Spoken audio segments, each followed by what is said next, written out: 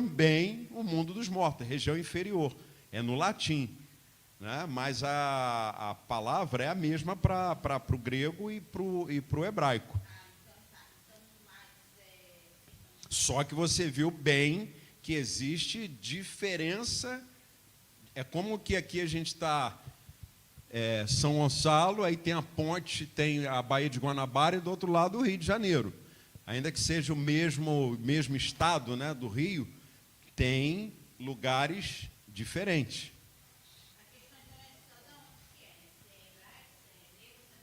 É só questão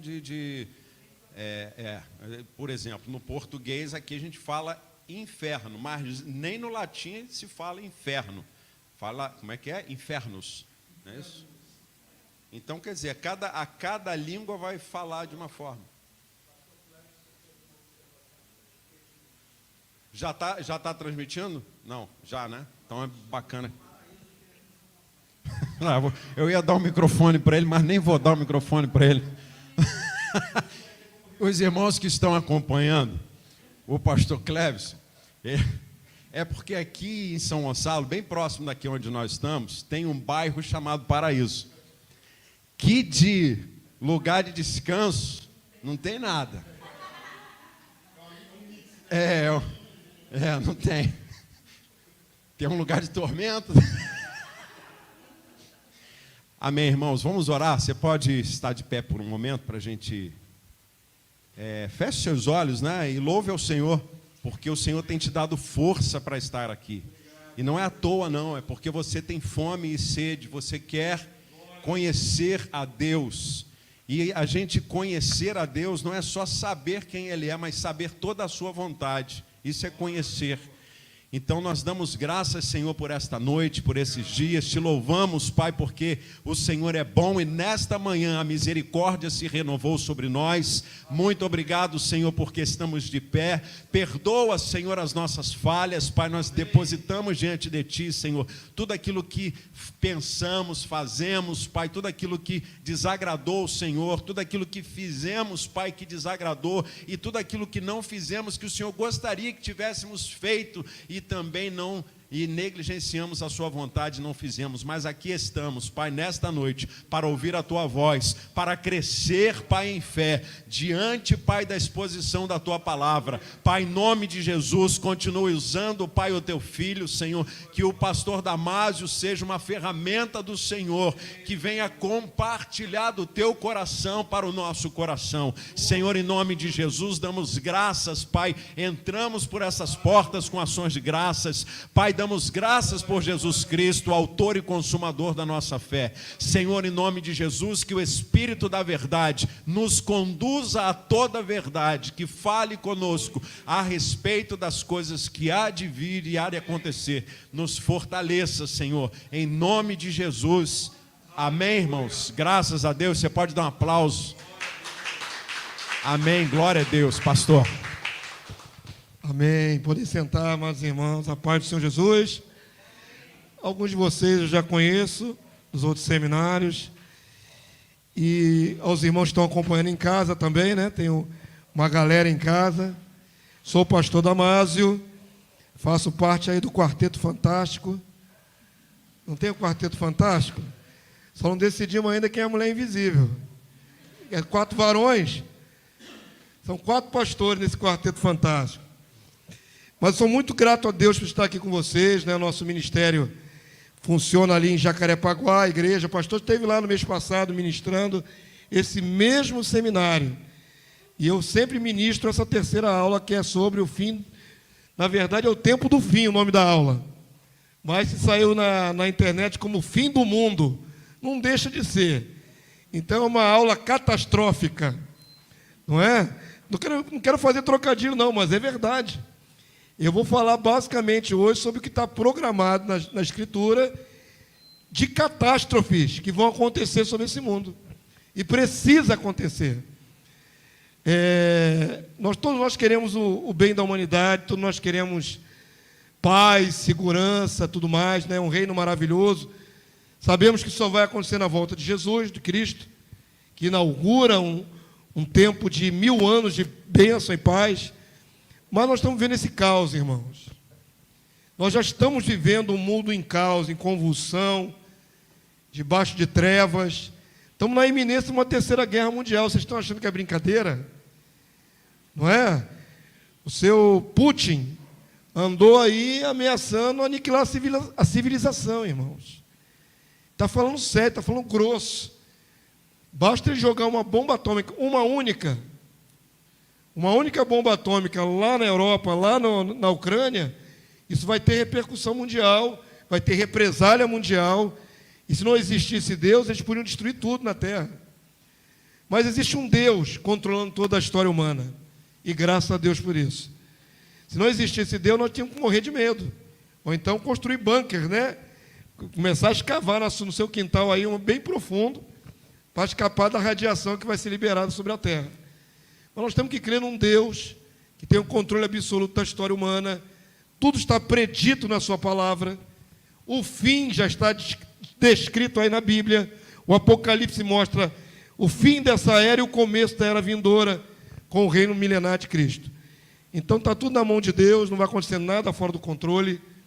Mas na aula de hoje nós vamos ver alguns eventos catastróficos para vir um novo mundo. Não tem como vir o melhor sem destruir o pior. O pior já está estabelecido. Ok? Então nós vamos ver muitas coisas preditas na Escritura para acontecer. Quem passa para mim aí? Passa para mim, por favor. Primeiro slide. Essa é só a abertura. Lucas 21, 20. Em todos os seminários a gente sempre estimula você, meus irmãos, a falarem o versículo. Porque não só ficou com a mente passiva, né? Quando você só ouve, a sua mente está em repouso, está mais ou menos sintonizada, mas está em repouso. Daqui a pouco a sua mente, você está olhando para a minha face, eu estou balbuciando palavras e sua mente está lá na sua casa. Sua mente vai passear lá na sua casa. E eu esqueci de tirar aquela comida da geladeira. Eu estou aqui falando de coisas espirituais, você está com a mente lá na sua casa. E eu esqueci de passar aquele e-mail. E quando eu chegar, eu tenho que entrar, né, no Zap para falar com fulano. E você não está sintonizado no que eu estou falando. Quando você tem que falar, seu cérebro está ativado, também a fala. Então você entra em ação. É importante você entrar em ação quando está lendo a palavra. Não ficar só ouvindo. É certo que a palavra de Deus diz que todo homem seja pronto para ouvir. Pronto para ouvir sempre. Tardio para falar, não quer dizer que não vai falar nunca. E tardio para se irar, não se ire. Se eu falar alguma coisa aqui que vai bater de frente com a sua concepção de fé, não fique com raiva. Vamos dialogar aqui, vamos compartilhar. Amém? Até acho interessante que de vez em quando vocês me interrompam e tirem dúvidas. Não é uma palestra que você só ouve. Mas vamos ler juntos então Lucas 21, 20. Para começar, vamos lá? Leia comigo. Quando, porém, virdes Jerusalém sitiada de exércitos, sabei que está próxima a sua devastação. Ponto, para a gente raciocinar a partir daí. Jesus fala isso antes da sua crucificação, ressurreição e subida ao céu. Ano 33, mais ou menos, da era cristã. Correto? Muito bem. Alguns, lendo essa passagem, pensam que Jesus falava da destruição de Jerusalém, que ocorreu no ano 70 depois de Cristo. Mais ou menos 36 anos e meio depois, os generais Tito e Vespasiano, pai e filho, vieram e destruíram Jerusalém no ano 70. E destruíram o templo, que não existe mais até os dias de hoje. O segundo templo, aquele que veio com Esdras e Neemias, foi reformado por Herodes. O templo que Jesus entrou em Jerusalém não existe mais até hoje. Ok? Isso foi logo no ano 70. Ou seja, 36 anos depois, alguns pensam que é o cumprimento dessa profecia. Vamos olhar direitinho os sinais que estão ali para ver se é a respeito do evento lá do primeiro século ou se está falando do futuro mais distante, que é o nosso tempo. Vamos ver o que mais assinala ali, vamos lá? Verso 25, igreja. Haverá sinais no sol, na lua e nas estrelas.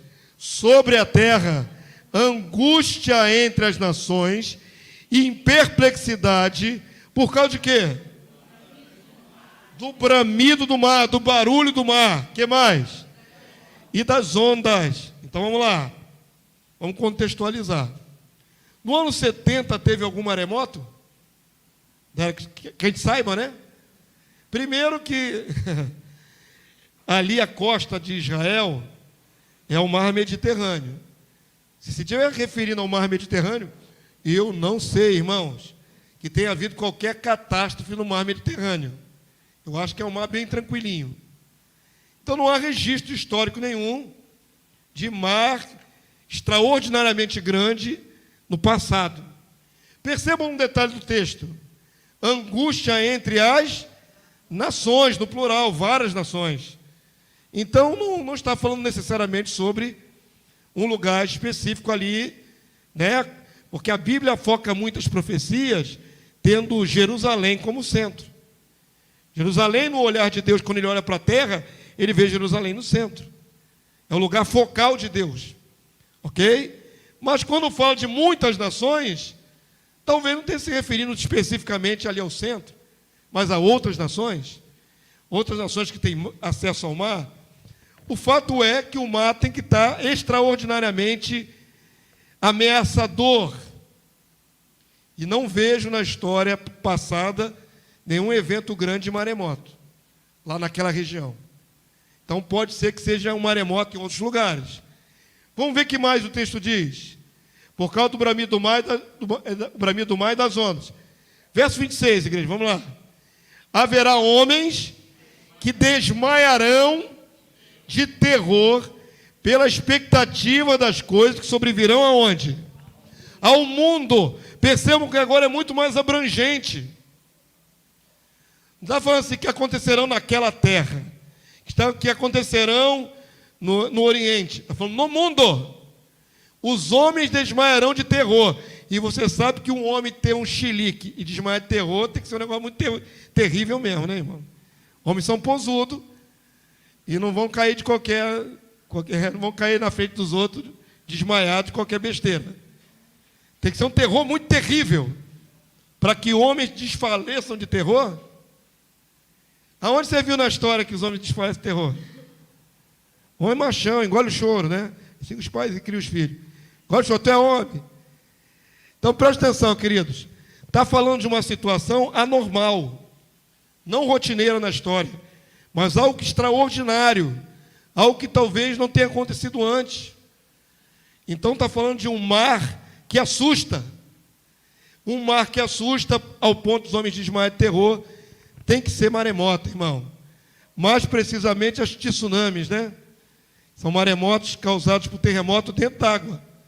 Na verdade, no solo, nas placas tectônicas, ele libera energia e levanta aquela água toda. Preste atenção, que está mostrando um evento extraordinário. O que mais? Pois os poderes dos céus serão abalados. Efeito no mar, efeito nos céus. Não é qualquer época da história. E o finalzinho ali, pulando o verso seguinte, vamos para o verso 31. O que fala no verso 31? Assim também, quando virdes acontecer essas coisas, sabei que está próximo o quê? O reino de Deus. Então, tais sinais extraordinários antecedem a manifestação ou a vinda do reino de Deus. Nós estamos esperando o reino de Deus se manifestar esse tempo todo, de 2000 anos para cá, desde que Jesus começou a falar essas palavras. O reino de Deus já se aproximou, já se estabeleceu entre os homens? Não. Vamos chuchar logo no começo da aula, vocês, e por tabela os irmãos que estão online. A oração que Jesus nos ensinou, a oração modelo, Pai Nosso, Mateus capítulo 6. Oração mais conhecida do cristianismo e a mais negligenciada.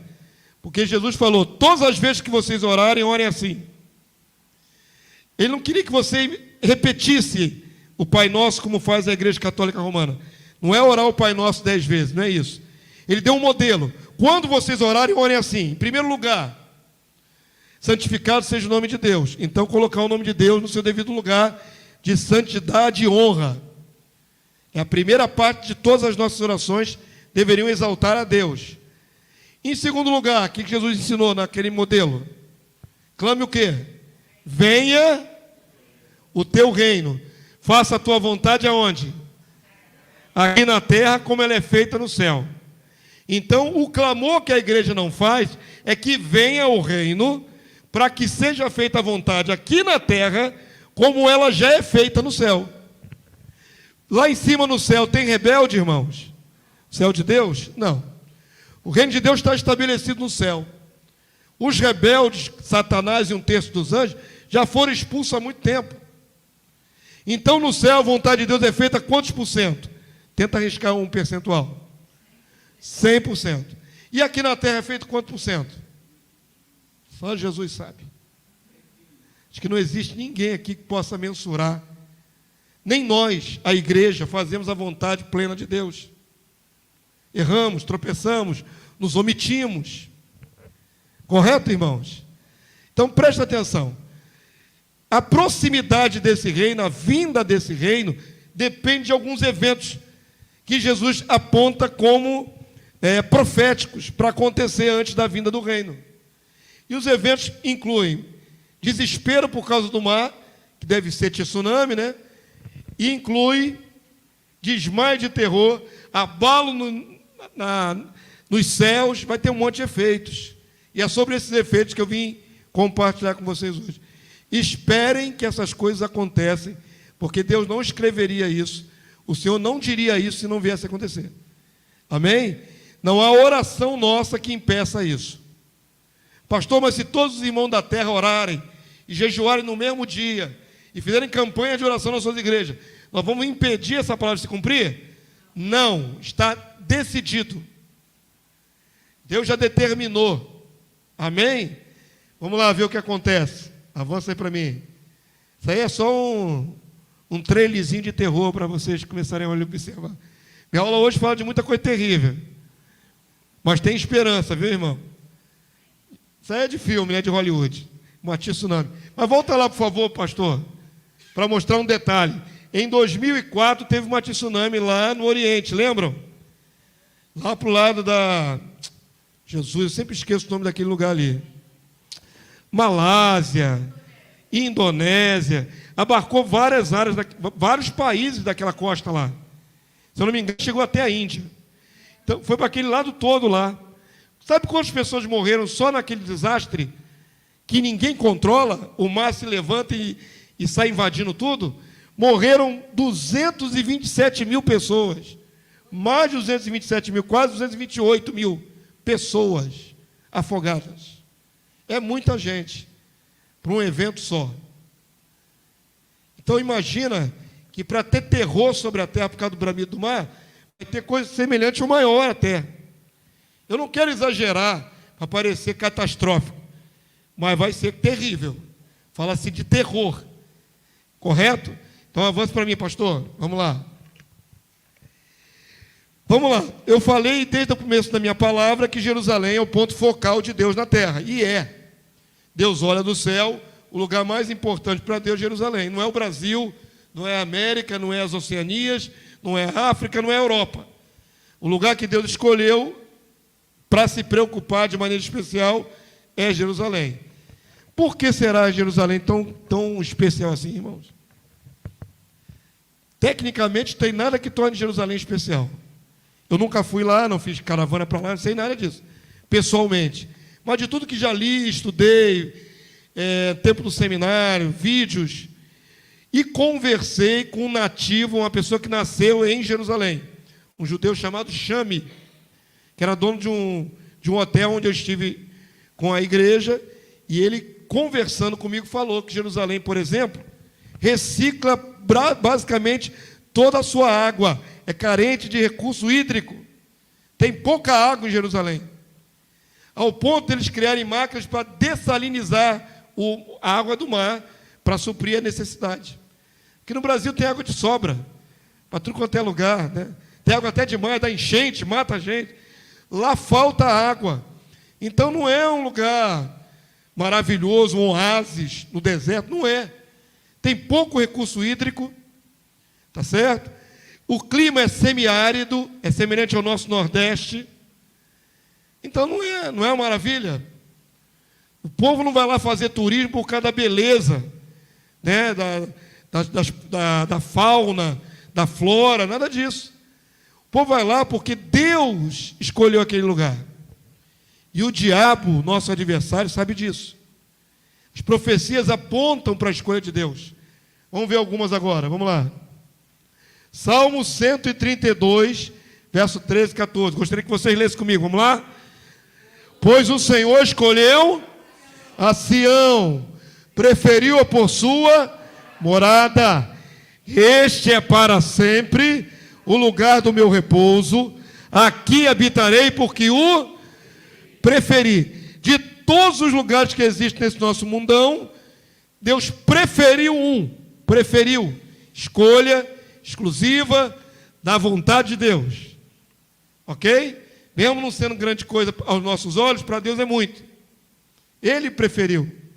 Agora, para chuchar vocês um pouquinho, o que é Sião?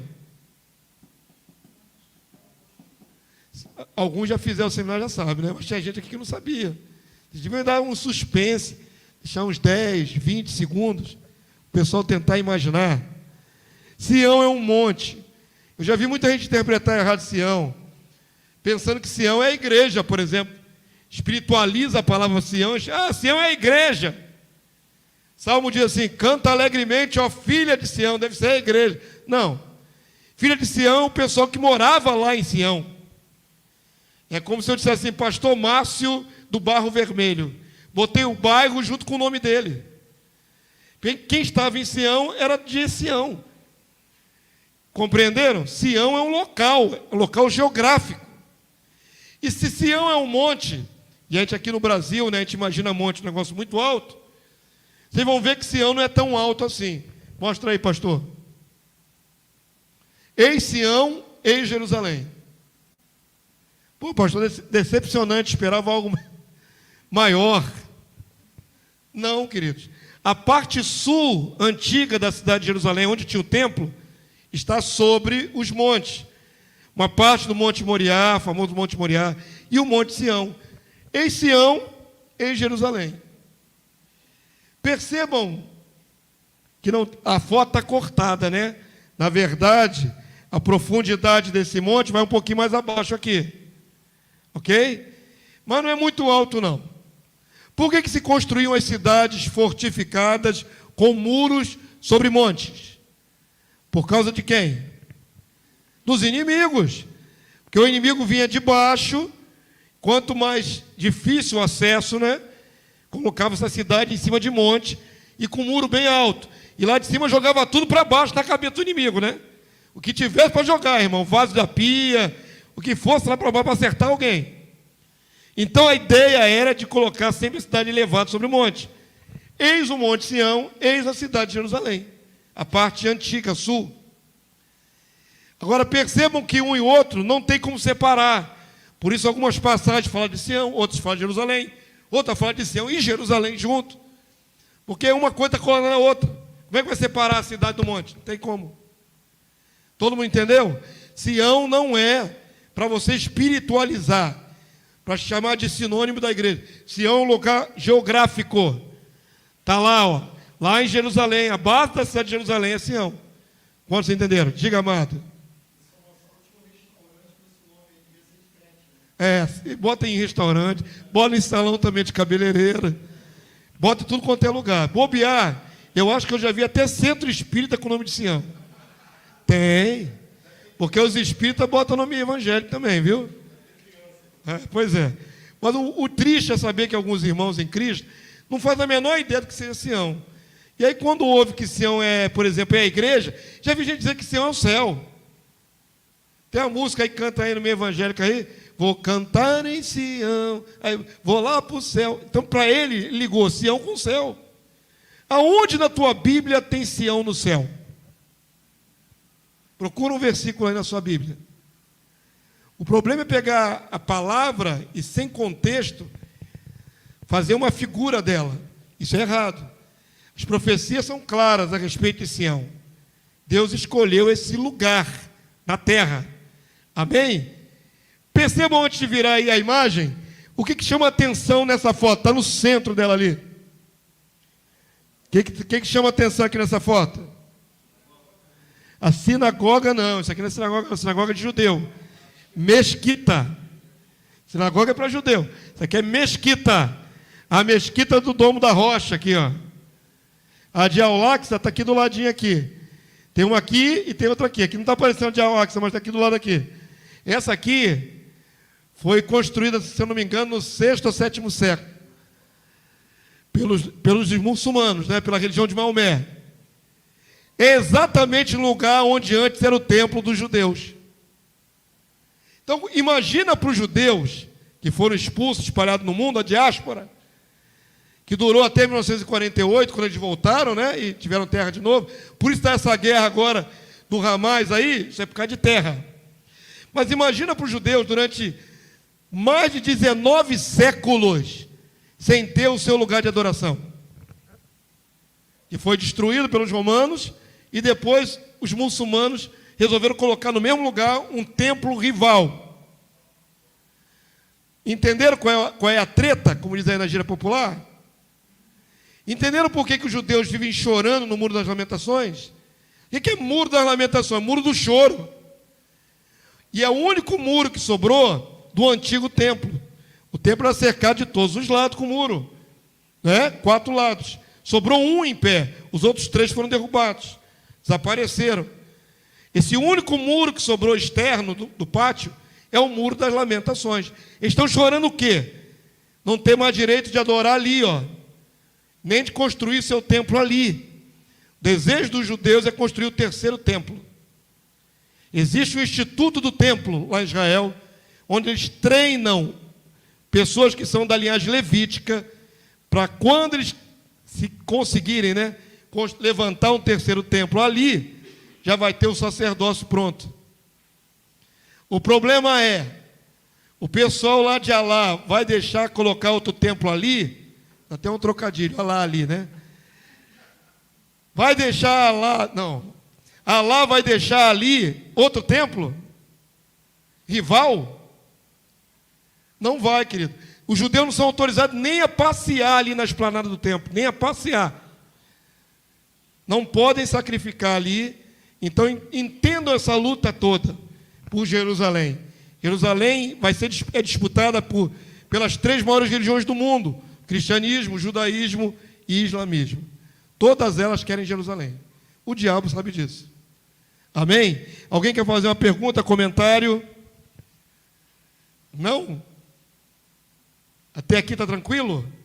Então Deus escolheu esse lugar aí, irmão. E aquela mesquita do Alá vai ficar ali? Ficará ali a mesquita do Alá? Ficará lá? Não, agora eu embolei. Alá ficará... Não, deixa para lá. Alá vai ficar ali? Não, não pode. Mas vai dar guerra. Entendeu? Isso vai dar guerra. O último lugar a ser disputado, e que vai ser, na aula, se eu não me engano, de amanhã, o pastor Igor vai falar sobre o anticristo, o homem da iniquidade, né, a besta. Existe um foco em atacar Jerusalém, mas eu não vou dar spoiler não, só uma introduçãozinha. Amanhã, na aula do pastor Igor, vocês vão ver como esse lugar vai ser disputado. Ainda será disputado e será dominado. Amém? Avança aí para mim, querido. Aconteça o que acontecer, Jerusalém será cidade de Deus. Sempre será cidade de Deus. Zacarias 8,3, irmãos. Vamos ler juntos? Para você não dormir com o tom da minha voz. A minha voz embala. Essa hora da noite, trabalhou o dia inteiro. Tu dorme na minha aula. Não dorme não, irmão. Zacarias 8,3. Vamos ler juntos? Assim diz o Senhor: voltarei para Sião e habitarei no meio de Jerusalém. Jerusalém chamar-se-á a cidade fiel, e o monte do Senhor dos exércitos, Monte Santo. Perceba que fala da cidade e do monte. O monte é santo, a cidade é do Senhor. A cidade e o monte não dá para separar uma coisa da outra. Compreenderam? Agora o verbo está no futuro. Chamar-se-á, se chamará no futuro. Hoje Jerusalém é a cidade fiel? Não. Está lá. Eu não aconselho ninguém a pegar uma caravana para Israel agora, nessa época do ano, né? Eu acho que você corre risco. Por mais que tenha tropas de Israel lá armada, eu não acho uma boa ideia fazer turismo lá agora. Mas o fato é, queridos, que hoje a cidade de Jerusalém está com homens armados até os dentes, exércitos, tá certo? Ela não está limpa, ela não é santa, mas será santa. Aqui é profecia, ela será santa, será chamado Monte Santo, ainda será chamada Monte Santo. Então aguarde que o Senhor vai estabelecer sua verdade sobre a terra. Avança aí, pastor Igor. É a cidade destinada a ser o trono do rei Messias para sempre. Mateus 5,34, igreja, vamos ler? Eu, porém, vos digo, de modo algum jureis, nem pelo céu, por ser o trono de Deus, nem pela terra, por ser o estrado dos seus pés, e nem por Jerusalém. Por quê? É a cidade do grande rei, o rei é o próprio rei Messias, Jesus. O povo judeu tinha mania de jurar, eu juro por isso, juro por Deus. Aí Jesus vai falar, não jureis de modo algum. Para nós cristãos não cabe juramento, viu? Você faz juramento, está errado. A palavra do cristão é sim, sim, não, não. O que passa disso vem do maligno. Se você fala que vai fazer uma coisa e não faz, é mentiroso. Está com cara de maligno. Simples assim, irmão. Não é isso? Crente tem mania de mentir uma mentirinha branca, uma mentirinha franca, sei lá, uma mentirinha branda, social. A pessoa chama você na igreja dela, você fala assim, pode deixar, irmão, eu vou.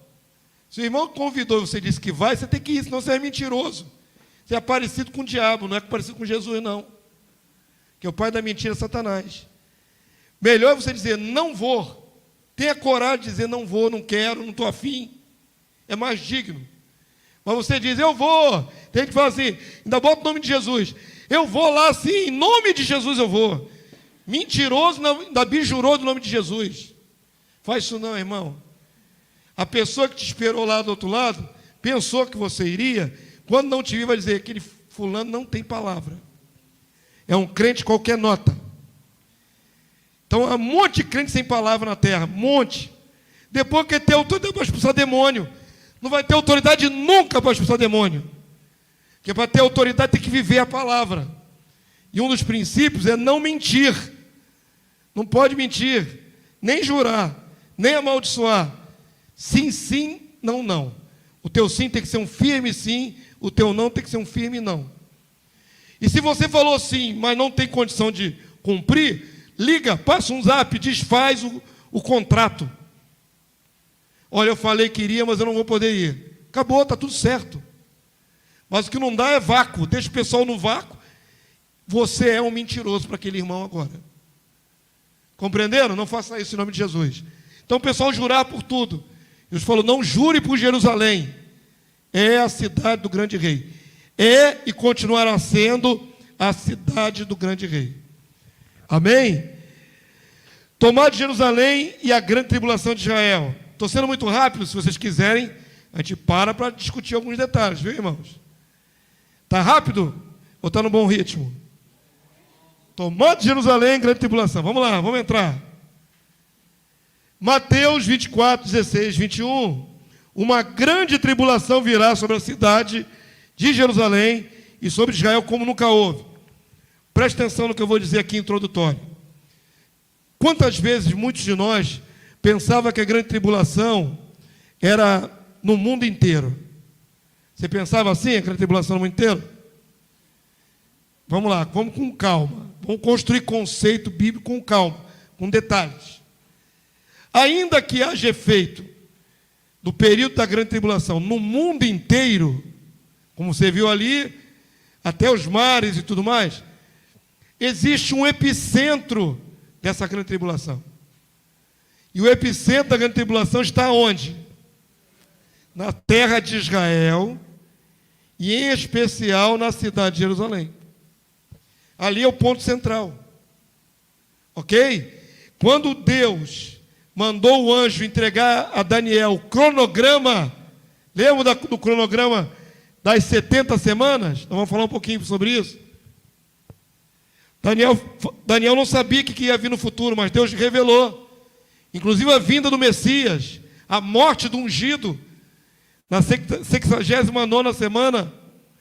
Então tudo estava predito. E o anjo falou: é sobre o teu povo e sobre a tua santa cidade. A profecia da tribulação ocorreria sobre o povo de Daniel e a cidade querida que é Jerusalém. Então, o ponto focal da grande tribulação é Jerusalém. Ela tem que ser invadida de novo. Uma coisa que não falei antes: Jerusalém já foi invadida várias vezes.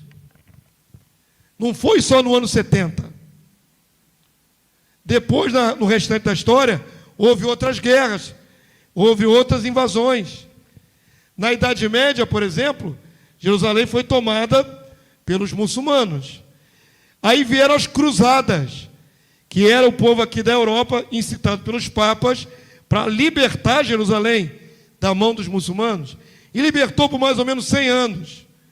Depois veio Saladino, o grande líder lá dos muçulmanos, e expulsou os europeus de Jerusalém. E ficou nessa troca. Já teve várias guerras em Jerusalém ao longo da história. Amém? Mas o fato é que existe uma última grande invasão. E é isso que nós vamos ver. Mateus 24, 16 a 21. Vamos lá, igreja? Ninguém dormindo, quero ver ninguém dormindo. Então, os que estiverem aonde? No Brasil, em São Gonçalo. Eu brinco porque as pessoas querem que tudo aconteça em todo lugar. Tem ponto geográfico ali no texto bíblico. A Judéia. Quem estiver lá na Judéia vai fugir para onde? Para os montes. Quem estiver sobre o eirado, não desça a tirar de casa alguma coisa. Quem estiver no campo, não volte atrás para buscar a sua capa. Ai das que estiverem grávidas e das que amamentarem naqueles dias. Orai para que a vossa fuga não se dê quando? Nem no inverno, nem no sábado. Tem a ver com o inverno aqui do Brasil, do Ocidente? Tem a ver com quem está lá onde? Na Judéia. Uma coisa que talvez você não saiba. O inverno lá, você viu aquela foto? Tudo amarelado, né? Parecendo aqui Ceará, interior do Ceará. É semiárido. Mas no inverno, as temperaturas vão abaixo de zero e neva em Jerusalém. Jerusalém fica branquinha de neve. Aquela cúpula fica cheia de neve. Aquelas árvores ficam cheias de neve. Depois que acabar a aula, você entra lá, curiosidade, entra no YouTube e procura ver lá a imagem de filmagens, né? De Jerusalém cheia de neve. Você vai ver. Fica branquinha de neve. Então, a fuga dos que estiverem em Jerusalém não deveria acontecer no inverno rigoroso, porque vai fugir para os montes, vai morrer congelado. E por que não pode ser no sábado? Não deveria ser no sábado. Por causa da lei de Moisés, que os judeus guardam. Pelo menos uma parte dos judeus guardam a lei de Moisés ao pé da letra. Os ortodoxos. E segundo a lei, um homem no sábado não pode andar menos que 2 quilômetros. Tem um número de passos lá que eles dão. No máximo 2 quilômetros, um pouquinho menos de 2 quilômetros. No meio de uma guerra, de uma invasão de povos inimigos, você andar só 2 quilômetros, dá para fugir dentro da cidade? Então, se acontecer a invasão num dia de sábado, vai ficar todo mundo, quem guarda a lei, vai preferir morrer a quebrar a lei de Moisés. Eles morrem pela lei, os radicais. Entenderam? Diz respeito então a quem essa profecia? A brasileiros, europeus, americanos? Só aos judeus. é centrado naquele lugar e diz respeito a quem guarda o sábado. Ah, mas pastor, aqui no Brasil também tem gente que guarda o sábado. Ela não está falando daqui do cristianismo ocidental, não, irmão. Está falando de quem guarda o sábado lá. Orar para que não aconteça no sábado, para o camarada poder escapar. Orar para que não seja no inverno rigoroso, para que ele possa escapar e sobreviver nas montanhas. Quantos entenderam? Digam amém. Porque nesse tempo haverá grande tribulação, como desde o princípio do mundo até agora não tem havido, e nem haverá jamais. Está dizendo que a grande tribulação é um evento único em intensidade. Nenhuma das guerras anteriores que aconteceram em Israel se compara ao da grande tribulação. E depois que ela acontecer, não se repetirá jamais na história humana. É único, é um evento derradeiro. Quantos entenderam? Digam amém. Perguntas. Pergunta aí, vamos participar um pouquinho. Vamos conversar. Vou até descer aqui do patamar. Diga, pastor.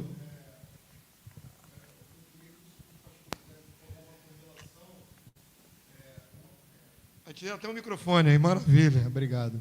Eu pediria uma correlação, por favor, de entendimento, porque o texto anterior faz parecer que Jerusalém tem uma prioridade no gosto de Deus. Sim. Então, isso daí é um fato comprovado bíblico. Comprovado. Ele escolheu, preferiu. Ponto. Isso aí, ponto.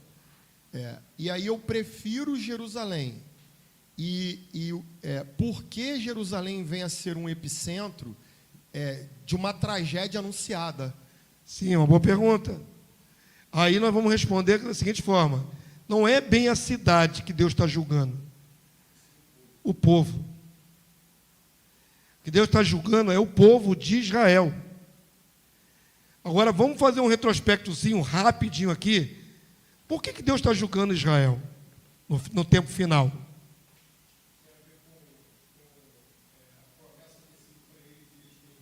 Sim. Vamos lá, vamos desenvolver esse entendimento. O Filho de Deus, Jesus, nasceu em qual nacionalidade? Israel, ele é judeu. Nasceu em Belém de Judá.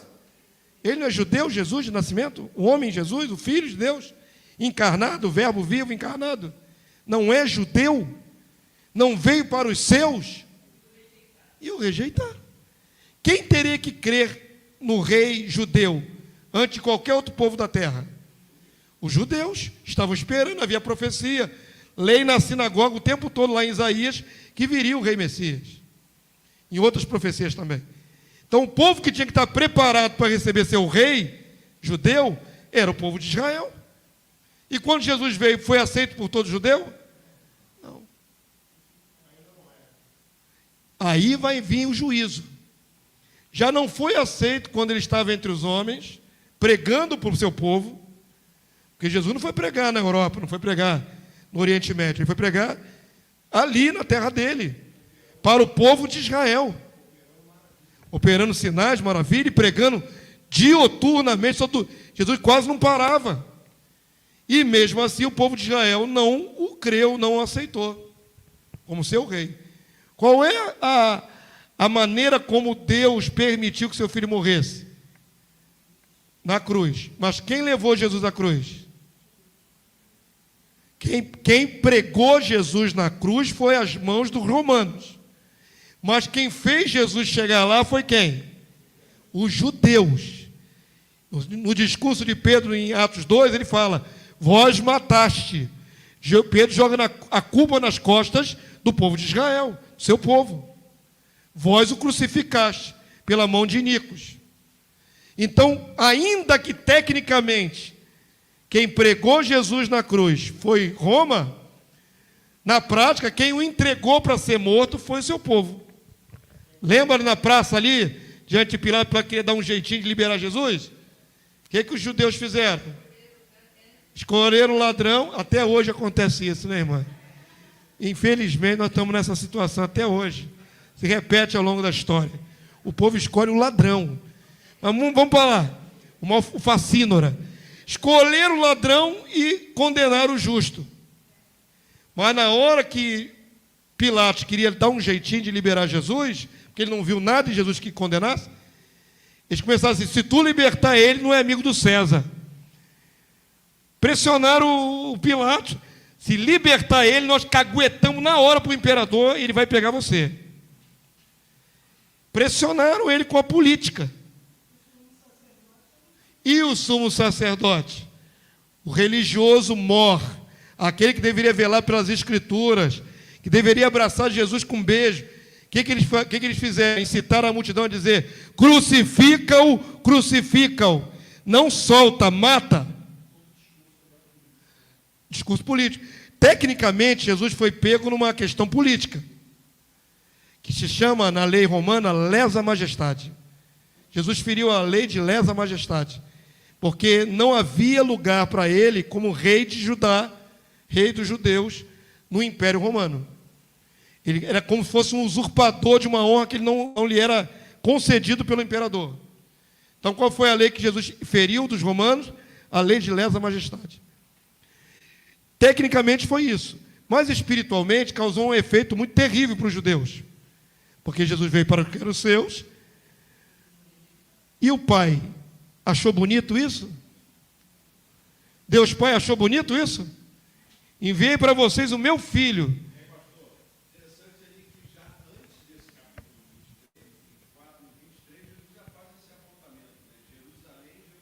Que mata os profetas. E agora vem o próprio filho, já mataram um monte de servos dele, né? A impenitência de Israel já era antiga, mas agora estão rejeitando seu próprio rei Messias ungido. Aí é grave demais, aí Deus não aceitou isso não, irmãos. E tanto não aceitou, que Paulo vai dizer na carta aos Romanos, que agora os judeus estão endurecidos, entorpecidos de entendimento. Por isso, passado 21 séculos, nós estamos no século 21 depois de Cristo, até hoje os judeus raramente creem em Jesus. Só uma pequena parcela dos judeus creem em Jesus. Os que conseguem crer em Jesus são chamados judeus messiânicos, que creem no Messias. Os demais estão esperando até hoje que Deus envie o Messias no ventre de alguma judia. Estão esperando o Messias nascer até hoje. 21 séculos depois, mais de 2000 anos depois. É um absurdo. Então, como é que nós que não somos gentios cremos e eles não creem? Juízo. Deus colocou eles em espírito de entorpecimento para não crer. Juízo. O fato de eles não crerem não é só natural, não, irmão, é sobrenatural. E enquanto isso, a porta da graça se abriu para quem? Para quem não é judeu, nós. Graças a Deus por isso. Paulo vai argumentar, o endurecimento deles é a vida para nós. Mas, no final, Paulo termina o capítulo 11 dizendo: o que será a restauração deles? Porque ainda Deus se voltará para o seu povo. E ainda resgatará um remanescente em Israel. Ainda vai salvar os judeus, irmão. Os judeus vão ser salvos ainda.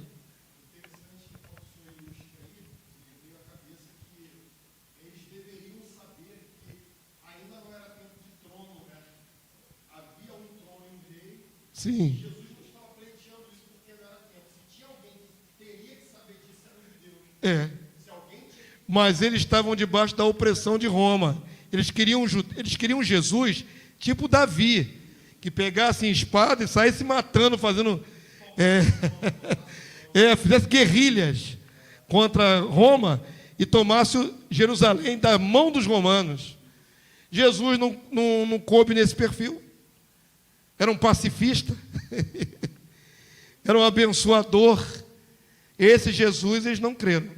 Eles queriam Jesus guerreiro, libertador do seu povo, da sua etnia. E Jesus não preencheu esse quesito. Mas eles deveriam crer pelo menos pelas Escrituras, nem isso. Isso endureceu o coração dos judeus até hoje.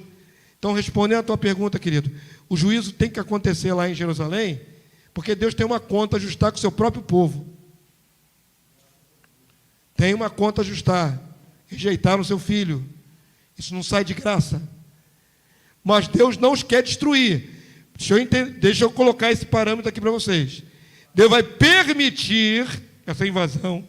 Eles vão passar tribulação grande, mas Deus os salvará. Entenderam?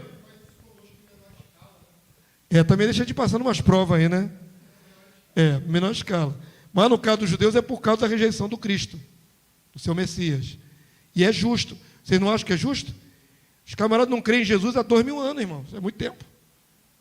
É muito tempo. E nós cremos. Nós que somos gentios, cremos. Obrigado. Isso aí é fundamental. Amém? Entenderam? Por que Deus tem que permitir a invasão de Jerusalém no final e causar grande tribulação para o povo judeu? Porque o povo judeu tem que passar na forja, no fogo da aflição. E aí vão ter condição de serem salvos aqueles que o Senhor quiser salvar. Amém? Não vou entrar no mérito agora de eleição, que aí é uma aula à parte. Mas tem gente para ser salva ali em Israel. E vai ser no meio de grande tribulação. Diga, amado. Cadê o microfone? Chegou. Não, interessante, mesmo com toda essa penalidade sobre Israel, sobre os judeus, e apesar de tudo que eles fizeram, rejeição, etc., etc., o cuidado do Senhor Jesus sobre eles, o amor, dizendo, eu creio que o Senhor deu um recado para a igreja, sim, para nós. É o mesmo amor. Porque nos tornamos intercessores. E ele aponta ali, orai. Nós que temos que orar, porque eles nem sabem. Eles não estão necessariamente esperando o nosso Jesus voltar do céu. Isso. Eles não creem no nosso Jesus. Então, uma das coisas que eu tenho aplicado na igreja é incluir nas suas orações, porque foi um recado do Senhor para nós. Ore por eles. Intercedam por eles, são nossos irmãos. Isso aí. Eles são nossos irmãos, eleitos da graça. Isso aí. Porém, hoje, estão ainda com o coração entorpecido. A palavra lá dá a ideia de uma pessoa que está bêbada, não consegue focar e crer em Jesus. Por enquanto. Mas há redenção para Israel. Vai fluir redenção para Israel.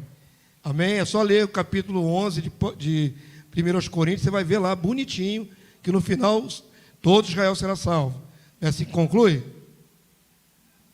Romanos, né? Falei 1 Coríntios, é Romanos 11. Começa, se eu não me engano, no capítulo 6, 7 e vai até o capítulo 11. Você pode ler tudo encadeado, bonitinho, todo o projeto está ali. Por que eles ficaram endurecidos? Por que eles foram rejeitados? Por que entrou os gentios? Ele até faz uma figura bonita. Eles são a oliveira, eles são os naturais, né? E nós somos os enxertados. Nós não temos nem um sangue hebraico nas veias, mas fomos enxertados. E Paulo diz, observai a bondade e a severidade de Deus. Para com eles que caíram, severidade. Para conosco, bondade. Se nós perseverarmos. Tem um se aí condicional. Senão tu também será cortado, igreja de Roma. Então, é a mesma bondade, é o mesmo amor. Eles estão em juízo por enquanto, mas se eles se converterem, são readmitidos. E nós, se endurecemos o coração, somos cortados.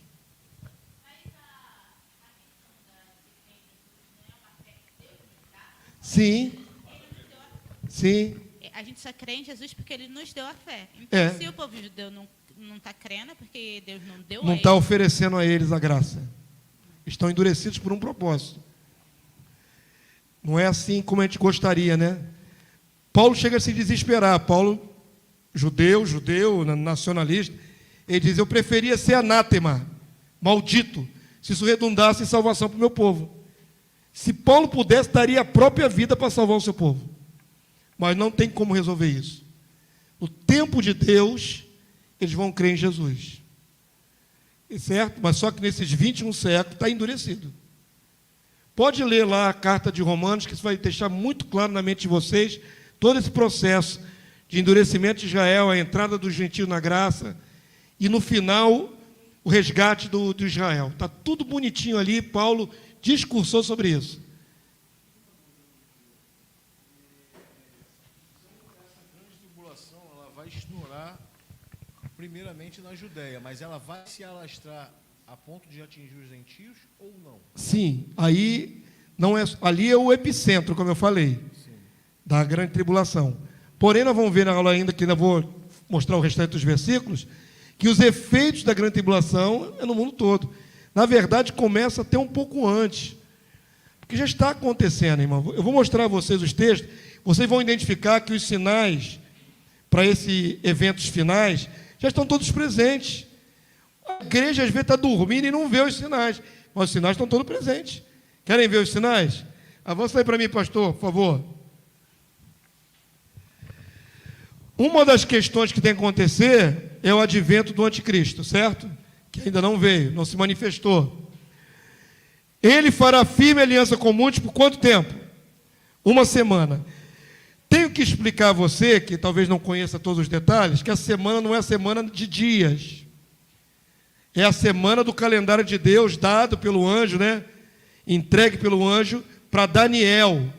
Daniel jejuou 21 dias, tal.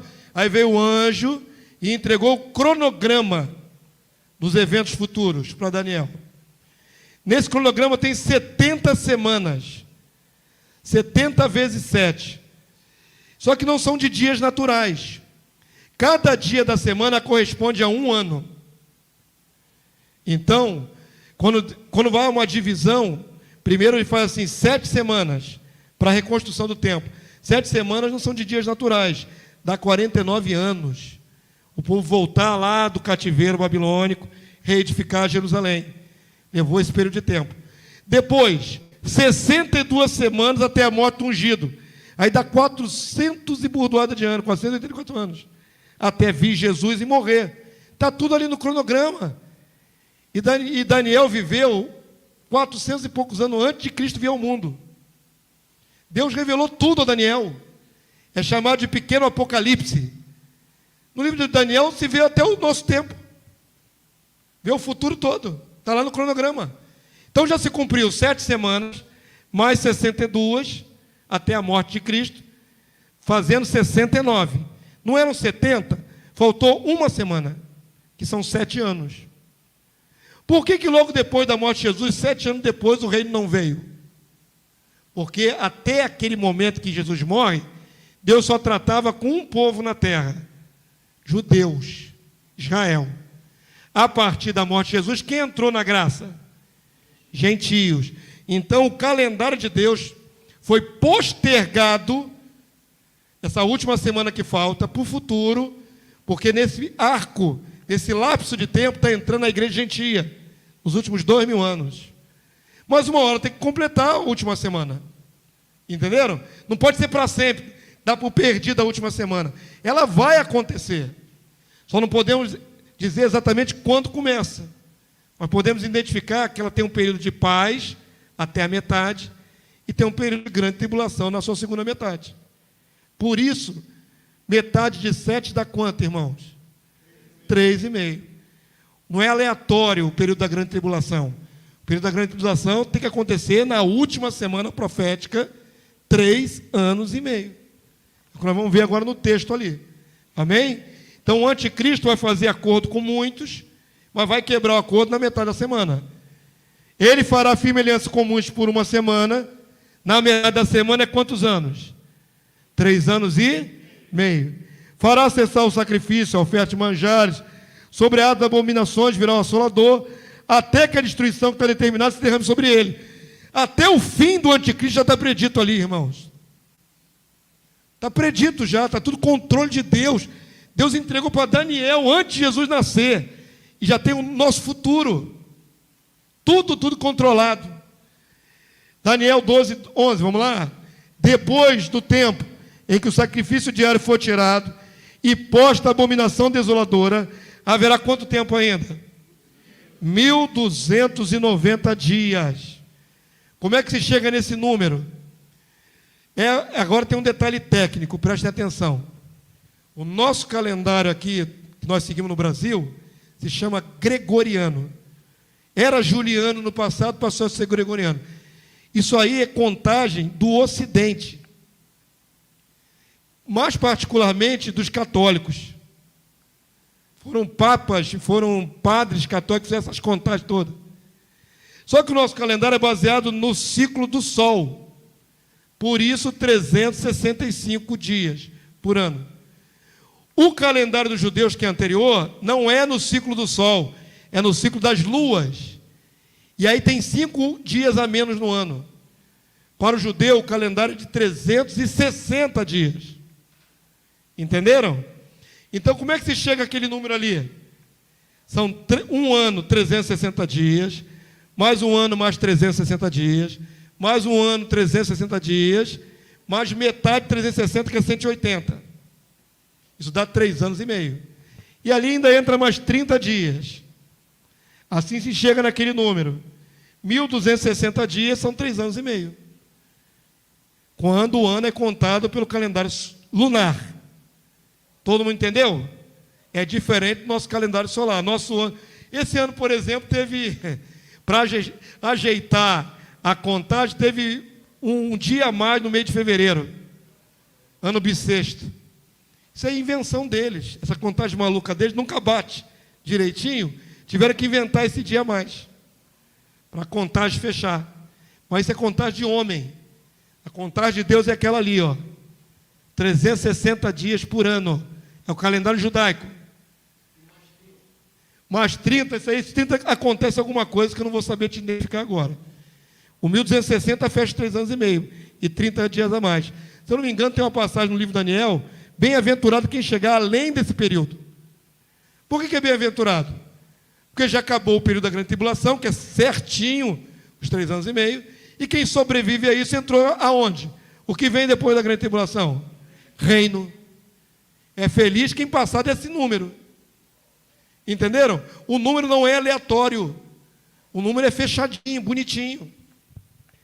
3 anos e meio. Ou um tempo, 2 tempos, metade de um tempo. Ou 42 meses, é assim que é dito no Apocalipse, os textos paralelos. O que são 42 meses? Os meses são iguais, né? 12 meses também no calendário judaico. 12 mais 12 mais 12, 36. Mais a metade de 12 e 6, 42. Todas as contagens fecham 42 meses ou 3 anos e meio. Todo mundo entendeu? Que os números não são aleatórios, não é loteria, não é também horóscopo, numerologia, é números precisos de Deus, do calendário que Deus revelou a Daniel. Isso é maravilhoso, irmão. Deus está no controle de tudo, tudo, tudo, tudo. A grande tribulação não pode passar do tempo determinado por Deus. Por isso o reino do anticristo é pequeno. Pensa bem. Até na nossa Constituição, o presidente fica 4 anos. O anticristo vai ficar 3 anos e meio só. Ele não pode passar de 3 anos e meio. Entenderam? Avança para mim. Aí uma imagem fictícia, que alguém ilustrou, né? De Jerusalém sendo atacada, cheia de bomba, tiro de bomba, fumaça para tudo quanto é lado. Uma visão aérea, né? Jerusalém. Vai acontecer. Muita coisa vai acontecer ali. O sacode é ali. Zacarias 12:2, igreja. Para vocês ouviram muito a minha voz, quero ouvir a de vocês agora. Leiam vocês, Zacarias 12:2.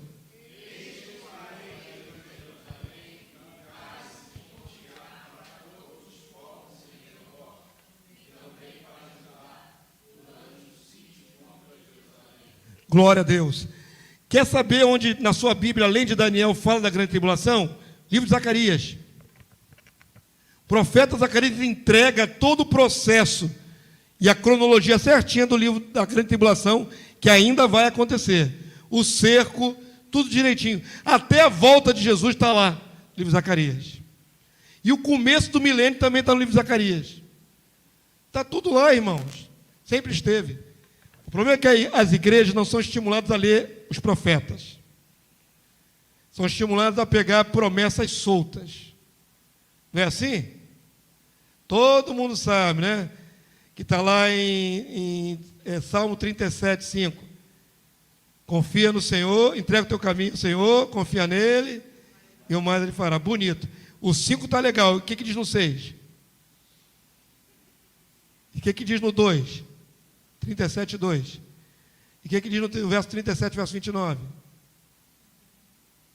A gente foi habituado a pegar a pinçar algumas promessas separadas, quando deveríamos entender o livro todo, ler tudo. Amém? Entenderam? Não faça isso, não faça da Bíblia um horóscopo. Qual vai ser minha bênção? Lembra daquelas caixinhas de promessas? Você tem em casa? Papelzinho? Agora não tem mais porque é eletrônico, você bota um dispositivo no celular, né? Qual vai ser a bênção de hoje? Aí tu fala, maravilha, só tem bênção. Não tem uma repreensão, não tem juízo, não tem um sofrimento de Jó, não tem nada. Só bênção. Aí é mole, né, irmão? Você está criando um cristianismo light, diet. Tem que crer na palavra, na escritura toda, inclusive com os sofrimentos que ela apresenta. Isso é para maduros. Amém? Temos que crer na escritura toda. Você está fazendo um seminário aqui para maduros. Pessoas que querem conhecer a verdade toda e não pequenos insights. Amém, querido? Não estou sendo pretensioso, não. Estou exortando vocês, porque o meu lado pastoral de vez em quando fala forte, irmão. Estou aqui para palestrar a palavra, mas tem um cajado aqui visível na minha mão aqui, tá na cabeça das ovelhas. Avança aí para mim. Pastor, depois me perdoa. Pastor Márcio é meu amigo, ele me perdoa. Dei cajadada nas suas ovelhas. Zacarias 14, mais os irmãos que têm o seu próprio pastoreio. Zacarias 14, 1, irmão, lê voz alta, vamos lá? Eis que vem o dia do Senhor, em que os teus despojos se repartirão no meio de ti.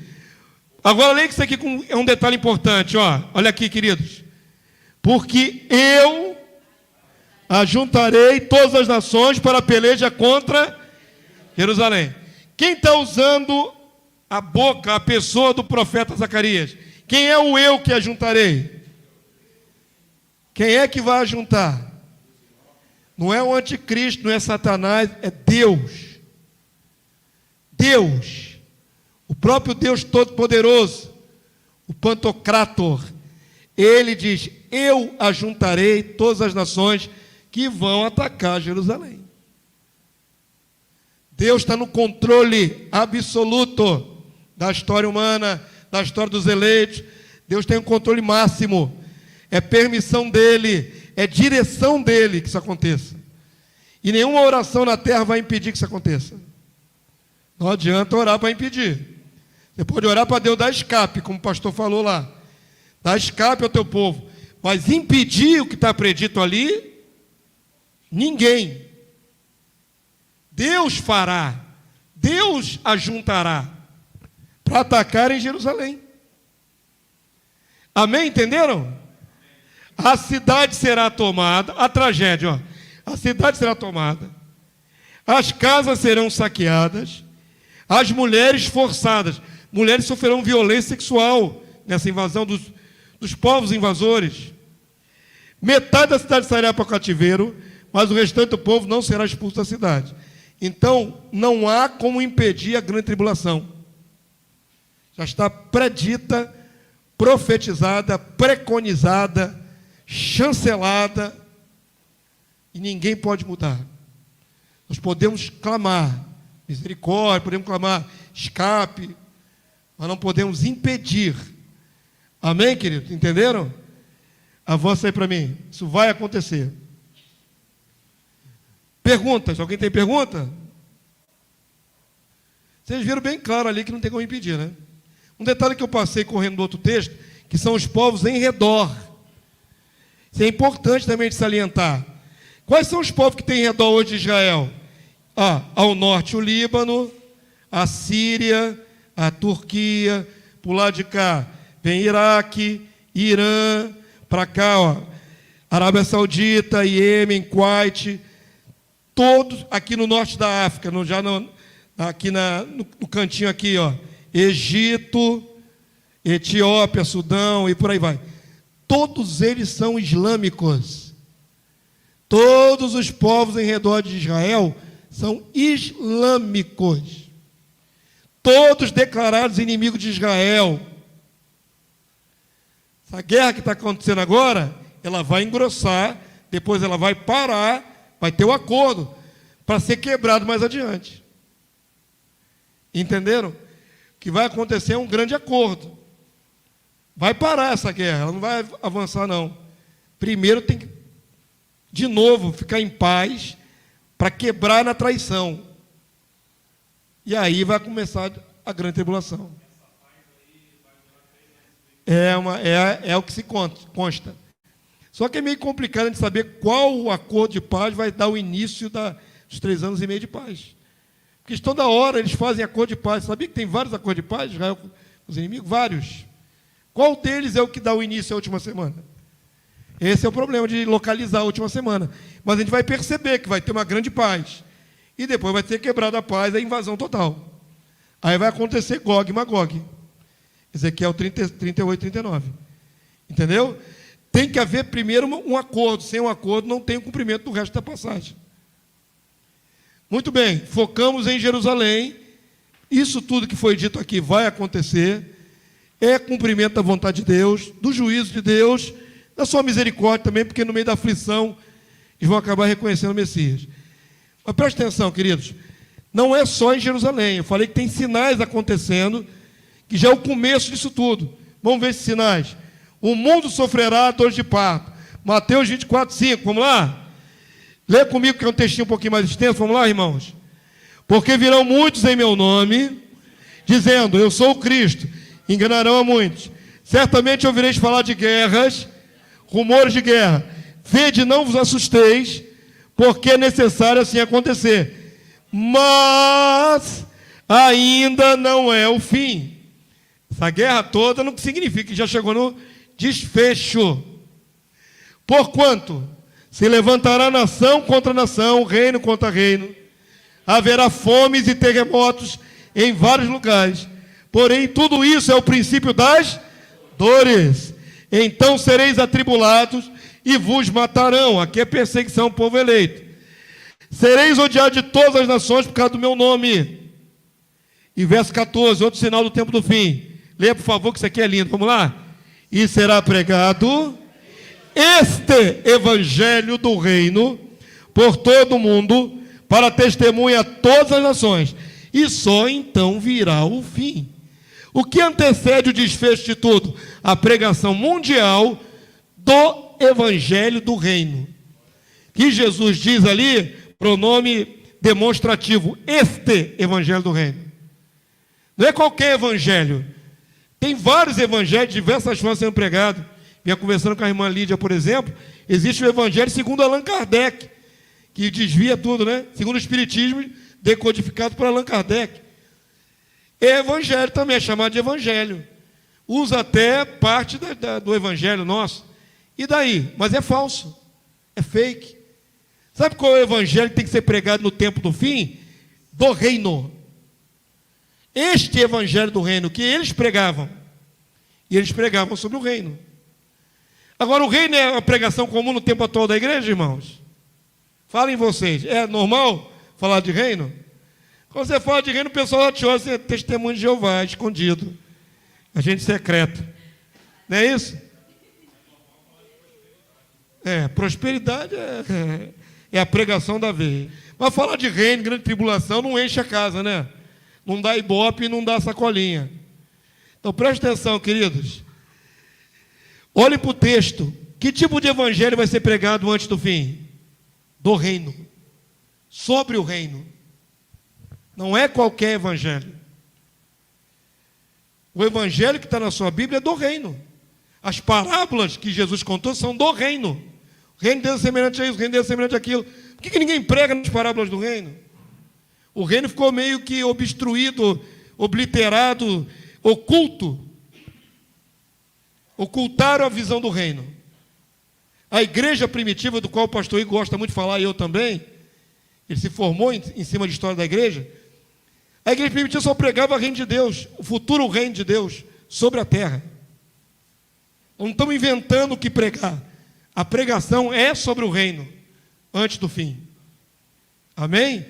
Tem que ser sobre o reino para cumprir a Escritura.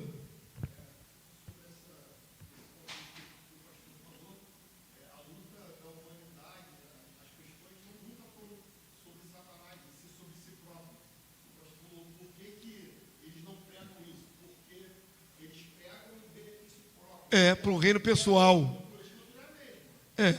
Usam a Bíblia, usam os versículos, mas querem edificar um reino pessoal. E quem vai atrás desses benefícios também é interesseiro. Tem sempre. Se não tiver plateia, não tem palhaço. Eu sei que é meio esdrúxulo que eu falei, mas é isso aí. Tem o interesseiro. Por que tem os pregadores mercenários da fé? Vem para Jesus, você vai ficar rico, Porque o cara quer ficar rico. O cara disse para nós, você está miserável, mas se você ofertar aqui na fogueira, você vai ficar rico. O cara oferta porque ele quer ficar rico. É por aí. O cara está com ambição. E o ambicioso que está manipulando ele também tem ambição no dinheiro dele. É um jogo de ambição. O evangelho do reino é pregado de graça. Nosso seminário é feito de graça. Há 20 e tantos anos fazemos um seminário. De graça recebemos, de graça damos. Não cobramos taxa de inscrição, nada. A folhinha que você recebe impressa de graça tem custo para quem produz. Mas você recebe de graça. O lanchinho que rola é de graça. Tudo é de graça. Não se vende evangelho. E quem vender vai se ver com o Senhor na hora do juízo, do julgamento.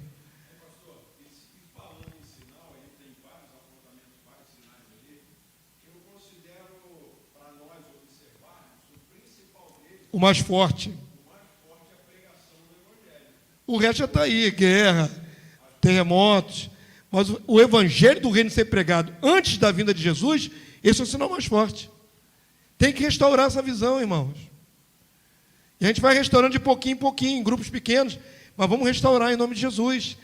Se você entender o que Deus está mostrando a você, você vai ter força para pregar isso. Ah, mas vão me chamar de herege, vão me chamar de testemunho de Jeová, não interessa. Tenha comprometimento com a verdade. Não com o sistema, não com o esquema, com a verdade. Já estou eu com o cajado na mão de novo. Volta aí, avança aí, pastor.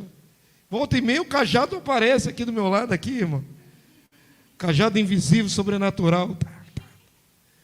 Lucas 21, 9, irmão. Vamos lá, vamos terminar essa aula. Vamos lá. Minhas ovelhas ouvem direto, né? Lá no Rio de Janeiro. Quando ouvires falar de guerra e revoluções, não vos assusteis, pois é necessário que primeiro aconteçam essas coisas, mas o fim não será logo. Então lhes disse: levantar-se-á nação contra nação, reino contra reino. Haverá grandes terremotos, epidemias, que mais? Fome em vários lugares, coisas espantosas e também grandes sinais no céu. Irmão, a epidemia da Covid não é mistério. As guerras que estão acontecendo é mistério. Que mais? Fome. Tem gente que não tem o que comer no mundo, irmão. O Brasil, por exemplo, é um grande produtor de alimentos, mas 1/3 vai para o lixo. É só você observar, você vai na feira, termina a feira, como é que fica lá os limpadores, lá os gari? Tirando comida que poderia ser aproveitada, reciclada. Se joga fora. Aqui é tão abundante que se joga 1/3 do que é produzido fora. Ah, está meio queimadinho aqui, joga a fruta toda fora. Ei, mas é um desperdício. Porque essa mesma lei não pega esse material e não dá para quem precisa. Aqui no Brasil tem abundância, mas no Haiti, por exemplo, o pessoal come lama. Na África, o pessoal morre de fome se não chegar ajuda humanitária. Crianças morrem de fome. Mas os países ricos têm dinheiro para saciar a fome. O Vaticano poderia acabar com a fome na África, com toda a riqueza que tem acumulado no Banco do Vaticano. Por que não faz isso? Injustiça, né? É um reino de injustiça. Então, presta atenção, queridos. Tudo que está aí assinalado está presente hoje? Todos os sinais. E os sinais no céu? Avança aí, pastor Igor. Agora eu quero te mostrar um sinal que está acontecendo recentemente, que muita gente está deixando para lá. Lua de sangue.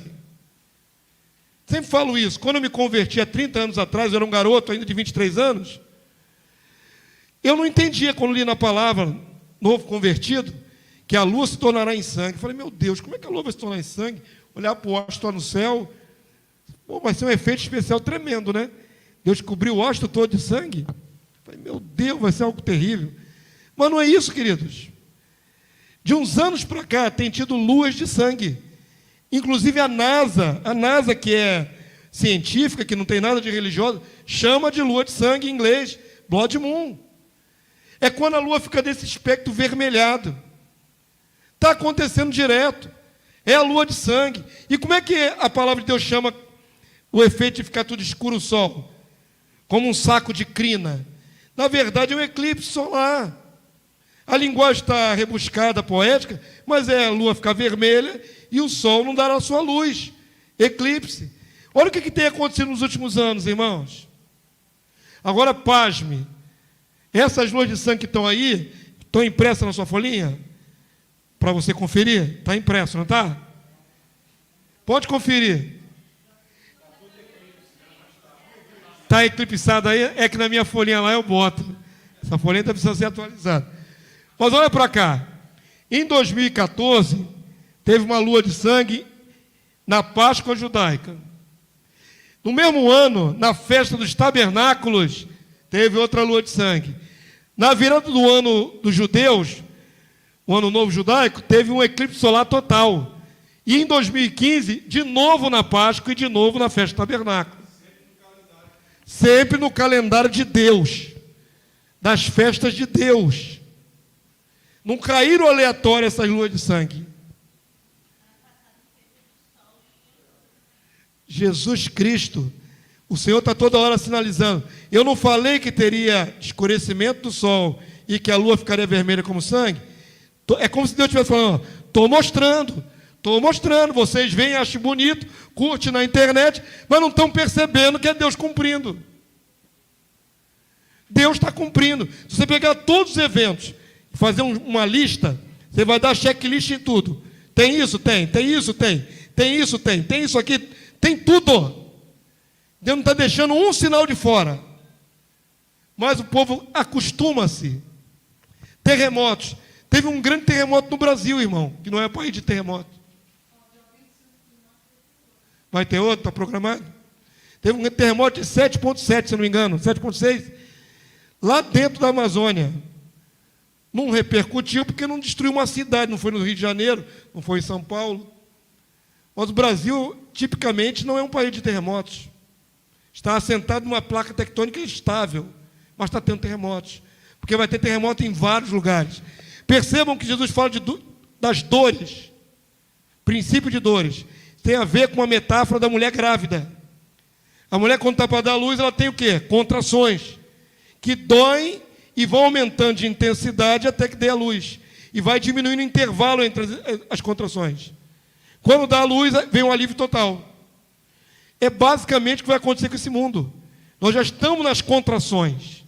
Só que elas vão aumentar de intensidade e as calamidades vão ficar mais próximas uma das outras. Antigamente tinha um grande terremoto no mundo, levava 20, 30, 40 anos para ter outro. Daqui para frente vai ser um terremoto aqui, outro acolá, outro acolá, outro acolá, cada vez mais com frequência e com intervalos menores e com intensidade maior, maior destruição. Entenderam? Até que nasça o novo mundo. E aí vem alívio. Mas até vir um alívio vai ser muita tribulação. Compreenderam? Avance para mim, por favor. E sobrevieram relâmpagos, vozes, trovões, e ocorreu grande terremoto, como nunca houve, igual, desde que a gente sobre a terra. Vem um grande último terremoto, que vai abalar tudo na terra. Está tendo terremotos pontuais aqui, outro acolá, outro aqui, outro acolá, mas vai ter um último, que vai ser a mãe de todo terremoto. Nunca ocorreu igual, desde que a gente sobre a terra. Tal foi o terremoto grande, que todas as ilhas fugiram e os montes não foram achados. Terremoto capaz de derrubar montes.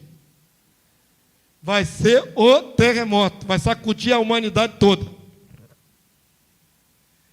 Hoje eu só vim para dar uma notícia, né, irmão? Depois dessa aula aí, vai estar um monte de gente já querendo ser de Abraão. Pastor, tu veio lá do Rio de Janeiro para só falar de tragédia. A minha aula é o sacode. Amanhã o pastor Igor vai dizer do anticristo, vai ficar também vai ficar hard, vai ficar pesado o negócio. Mas depois vem o pastor Pedro e vem com refrigério, que é o milênio. Você tem que passar por isso tudo para alcançar a fase boa, né? Depois que a criança nasce, a mulher cessa de ter dor. Amém? Vai acontecer. Avança para mim. A minha aula é só tragédia hoje. Mas para que ninguém saia daqui desanimado, se ficar desanimado, irmãos, ouve só. O que vocês preferem? Que eu conte uma historinha bem bonita para vocês, embrulhada em papel celofane, com um lacinho de fita, que eu falei a verdade. Verdade. a verdade é melhor, por pior que ela pareça, por mais terrível que seja a verdade, é melhor do que uma mentira embalada com cara de coisa boa, irmão. Acho que a igreja está cansada de fábula, de fonte de carochinha. Está na hora de encarar a verdade. E a verdade traz consolo. A verdade não traz consolo? Eu prefiro saber a verdade. Prova que Deus está no controle. Para mim é melhor que... Não que eu esteja torcendo pelas tragédias, mas se elas acontecerem, prova que Deus é fiel. Ou não? Se não acontecer, Deus é mentiroso, ou então está atrasado. Mas se acontecer, Deus está cumprindo o seu cronograma. Glória a Deus. Então Jesus está perto de vir. Mas se não acontecer os eventos anteriores, Jesus não vem. Vamos ficar esperando até quando? Já tem 2000 anos. Tomara que já esteja na última semana, na última geração, e nós possamos ver tudo isso acontecer. Quando essas coisas começarem a acontecer, você tem que erguer a sua cabeça. Nós vamos ver o texto ali. Ó. Não é para ficar triste. Pastor, mas é só tragédia que vem por aí. É para acabar com o mundo de trevas. Ou você quer continuar debaixo do jugo das trevas? Ou quer continuar com o ladrão no poder? Entenda, é necessário quebrar isso tudo para poder reerguer. Segundo Deus, não dá para coabitar a glória de Deus com essas trevas todas, com essa injustiça toda sobre a terra. Não dá. Tem que tirar. Deus não tirou o primeiro mundo por causa da iniquidade, afogado em água, e recomeçou tudo de novo e restartou a humanidade? Tem que agora fazer de novo uma aniquilação para poder restartar a humanidade de novo. Estou usando linguagem bem moderna. Tem que recomeçar, tem que reinicializar o computador, irmão. E está próximo. Os eventos estão todos aí. Amém? Não é mais para daqui a 50, 100 anos. Os eventos estão todos aí. É para pouco tempo. Não posso dizer quanto, ninguém pode dizer quanto. Mas você tem que ficar atento aos sinais. Então vamos lá, para a gente terminar e ninguém sair daqui triste, tem os textos de consolação, já vou terminar, viu, irmão? Que é para dar aquele gelol, doído, né? Pô, pastor, foi só na cabeça, pancada. Aí vem um gelolzinho aerosol, dá aquela aliviada. Então vamos para os textos de gelol. 1 Tessalonicenses 5:1, irmão, vamos terminar. Irmão, lê comigo. Você não pode estar mais cansado que eu, que tenho uma palestra de 1h30. Vamos lá. Irmãos, relativamente aos tempos e às épocas, não há necessidade que eu vos escreva, pois vós mesmos estáis inteirados com precisão de que o dia do Senhor vem como ladrão de noite. Aí parece que vai pegar todo mundo de surpresa. O ladrão avisa que vai te assaltar de noite. Passa um zap para você, ó. 3h30, estou chegando aí. Deixa a janela aberta. O ladrão não avisa, é surpresa. Para quem é surpresa? Os desapercebidos. Não para nós. Paulo vai dizer que a igreja não pode ser pega de surpresa. Olha o que diz ali depois de verso 3, vamos lá? Quando andarem dizendo paz e segurança, o acordão, eis que lhe sobrevirá repentina destruição, como vem as dores de parto a quem está para dar à luz, e de nenhum modo escaparão.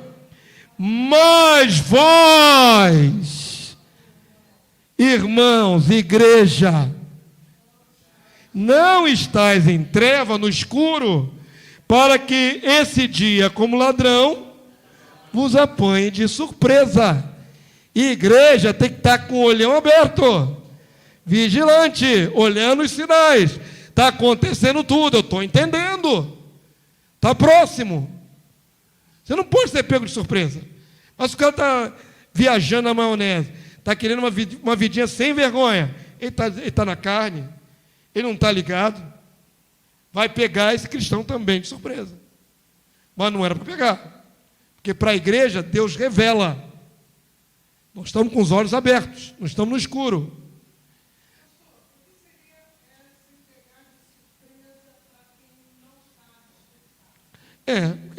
Tem um monte de gente, depende. O evangelho hoje está tão ralo, tão light.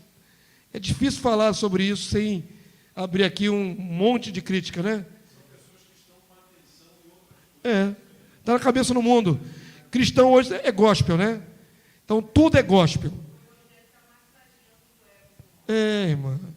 E é gospel, por exemplo, tem que ter festa. Então tem festa junina gospel, carnaval gospel, tem Halloween gospel, tudo é gospel. É o mundo, a pessoa que quer ser de Cristo, mas quer viver light no mundo. É um mundo convertido. Tem barzinho gospel. Procura na internet aí, tem barzinho gospel. Tem praia de nudismo gospel. Que isso, pastor? Né? Tem. Vocês são inocentes. Vocês são inocentes. Vocês são inocentes, sabe de nada, inocente. Nos Estados Unidos tem um culto dos peladão. Estou falando sério, até o pastor peladão gordo lá. Tem foto na internet, procure depois, irmão. Então, quem vive no evangelho gosta, está se preocupando com a volta de Jesus? Está nem aí, irmã. Vocês estão gastando da noite de vocês, numa quarta-feira, para aprender a ouvir mais e abrir os olhos. Isso é ficar apercebido. Mas quem estiver distraído e não está nem aí, vivendo vida carnal, vai ser pego de surpresa também. O mundo vai estar apercebido, eles ligam para esses sinais que nós estamos falando. Atribuem a Deus. Alguém atribuiu a Deus o juízo da Covid? Todo mundo estava esperando na santa agulha. O santo que salvou todo mundo foi a agulha. Santa vacina.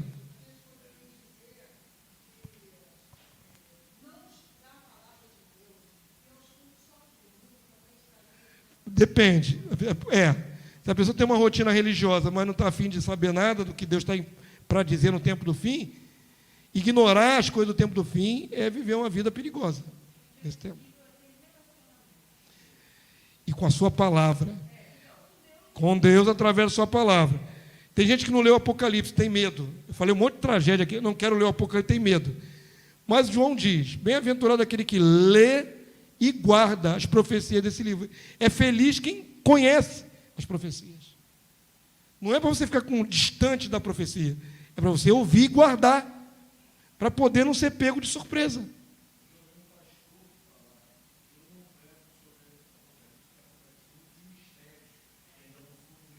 Aí falta a ele conhecimento, revelação. Às vezes é melhor o cara não pregar mesmo, para não pregar por mais erro, né? Mais engano. Se ele não sabe, até uma certa humildade, mas deveria saber. Por que não sabe?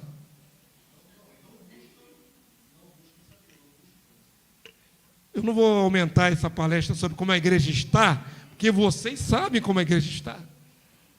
Vocês sabem, não sabem, irmã Francine?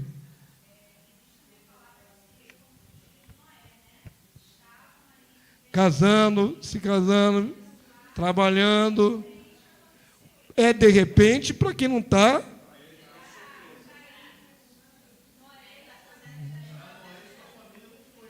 Não, estavam ligados na profecia. A profecia vai chover, vai encher tudo aí. Eles sabiam.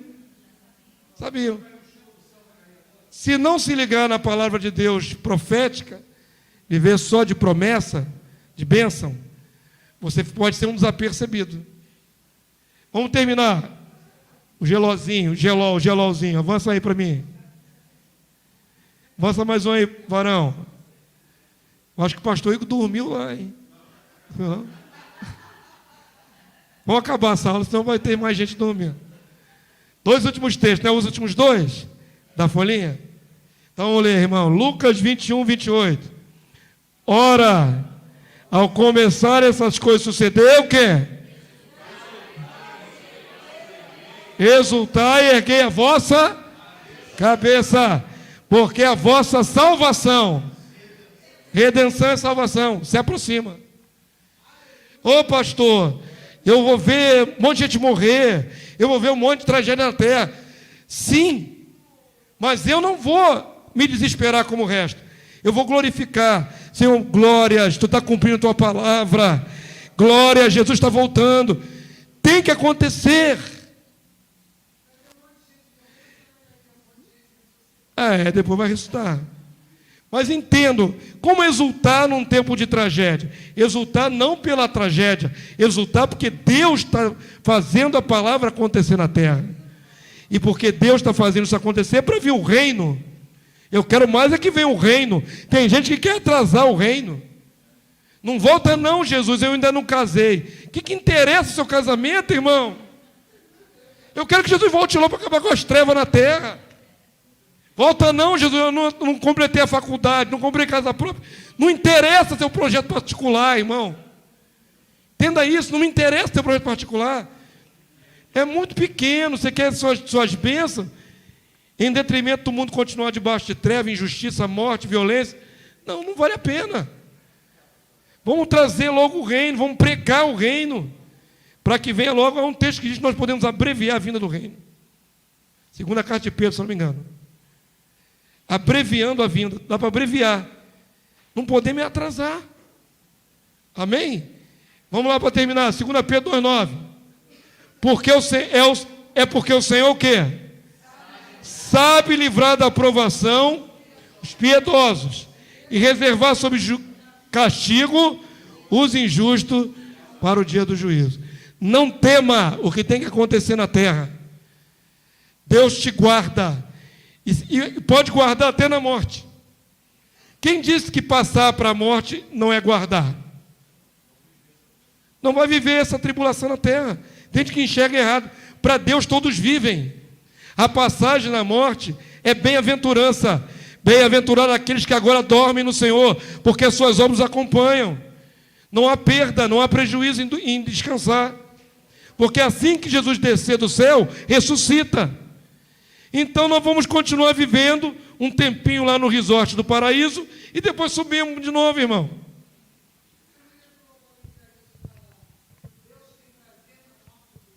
Deus tem prazer na morte dos seus santos. Mas ninguém quer morrer. Eu sei que ninguém quer morrer. Mas, queridos, em vista do que vai acontecer sobre a terra, quem passar antes descansou. Ou então fica aqui na terra, se for vontade do Senhor, que está no controle, Ele reserva quem Ele quiser. Isso não depende de nós. Entendeu? Ele vai permitir que alguns morram, vai ter martírios. Isso é a aula de amanhã do pastor Igor. Vai ter mártires no tempo do fim, como teve no começo da igreja. Mas também Deus vai dar livramento a muitos.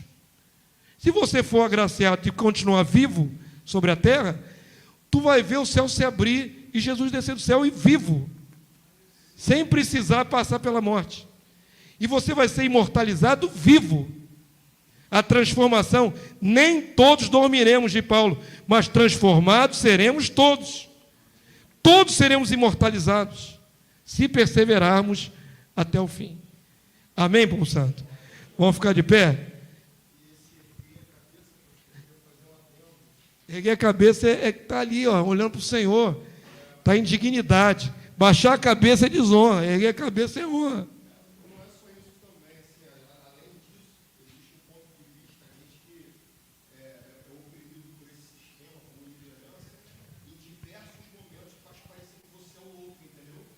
Eu sei disso perfeitamente. Não tem problema. E aí o Senhor, no seu cansaço, desgaste, em falar repetidamente a verdade, não aceitar suborno, sim, Deus vai lhe honrar.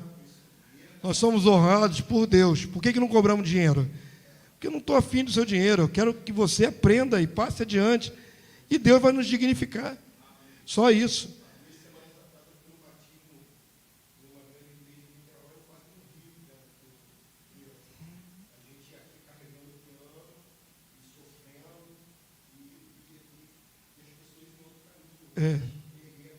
Erguer a cabeça, irmão. Assumam o evangelho que Deus está revelando para vocês. Se hoje ouvirdes a minha voz, não endureçais o vosso coração, ok? Olha só, a palavra de Deus diz assim: Deus não levando em conta o tempo da ignorância. Então, enquanto a gente não sabe, é ignorante. Fazemos um monte de besteira, enquanto a gente não recebeu a revelação. Mas após recebê-la, já não é mais ignorante. Aí complica para nós. Quanto mais você sabe, mais é cobrado. A quem mais é dado, mais é cobrado. Então, agora que você tem um pouco mais de entendimento, dignifica o Senhor com tudo que Ele te deu. E aí você vai ser honrado. Sabe qual é a minha intenção? Por que a gente se desgasta, eu, os pastores, para ensinar vários irmãos, até pelo Brasil afora? Eu quero ouvir no dia do Senhor, Ele olhar para mim e falar assim: servo bom e fiel, foste fiel no pouco, entra no gozo do teu Senhor. Aí Ele vai me introduzir no reino. Eu quero que Ele me aprove, eu quero olhar nos olhos do meu Senhor, Ele me aprovar e me dignificar com uma posição no reino. Só isso que eu quero. Dinheiro aqui na terra não me interessa, posições, lucro, riqueza, nada disso. Amém? Vamos ficar de pé? Então agora, queridos, já liberei vocês. Caramba, 10 para as 10, 15 para as 10, 9h45, tem que liberar o pessoal aí. Vamos lá? Santo Deus, louvado seja o teu nome. No começo dessa reunião foi feita uma oração, Senhor, pelo teu servo, pastor Márcio, para que o Senhor desse graça, para que o Senhor nos desse graça a todos que estamos aqui reunidos. E eu creio que a tua graça nos abraçou nesse lugar. Não só hoje, como nos dias precedentes, Senhor, no seminário, e naqueles que virão na próxima amanhã, quinta-feira e no sexta. O Senhor tem mais a nos agraciar. Então eu clamo em nome de Jesus, que esses irmãos que pagaram preço, Senhor, sair das suas casas, vir direto do trabalho, para poder ouvir a tua palavra revelada do reino, eles sejam fortalecidos em graça. Fortalece os teus servos, Senhor, para que continuem na noite de amanhã aprendendo um pouco mais, e na sexta-feira um pouco mais, e continues tu revelando a eles, meu Deus, o evangelho do reino de Deus, para que possam, através desse evangelho, ter a ousadia da exultação da esperança, a ousadia da pregação desse evangelho, que o mundo precisa ouvir. Eis aqui os teus filhos, Senhor, eis aqui os arautos da tua visão. Eu clamo a tua graça sobre nós. Agora, quando vamos para os nossos lares, possamos ser guardados pelo teu poder, chegar bem nas nossas casas, e antes de inclinar a cabeça na cama, no travesseiro, poder bem dizer ao Senhor pelo dia vivido. Abençoa esse povo, em nome de Jesus. Amém e amém. Você pode dar um aplauso ao Senhor nessa noite? Não é para o pregador, é para o Senhor. Aleluia. Vai encarar amanhã, irmãos? Vão voltar? Então volta amanhã em nome de Jesus. Até amanhã. Amém. É isso.